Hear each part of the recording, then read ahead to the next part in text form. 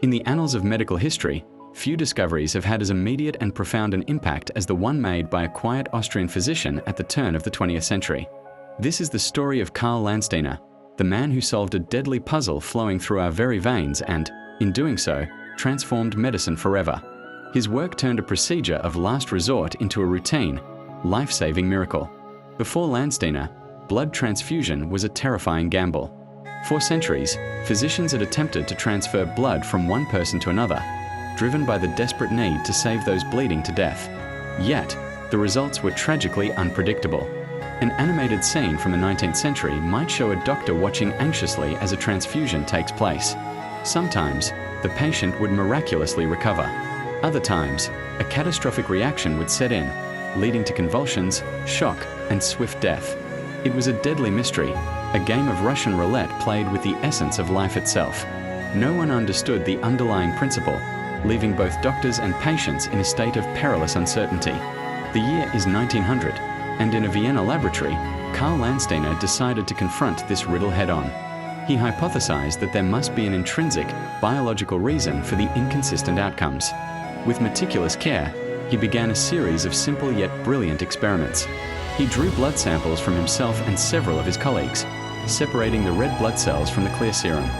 Then, he methodically mixed the serum from one person with the red cells of another, observing the results under his microscope. The key to the entire puzzle lay in what he saw next. In some combinations, the red cells remained suspended, mixing smoothly with the serum. But in others, a dramatic clumping occurred. The cells clustered together in a process he termed agglutination, a clear and visible sign of incompatibility. As he documented his findings, a distinct pattern began to emerge from the chaos. Landsteiner realized that the clumping wasn't random. It followed specific rules. He was able to sort his samples into 3 distinct categories based on these reactions, which he labeled A, B, and C, later renamed O for the German own, meaning without.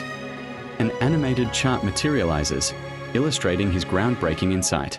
Blood from individuals within the same group could be mixed without any adverse reaction. However, when blood from Group A was mixed with Group B, the dangerous clumping would inevitably occur.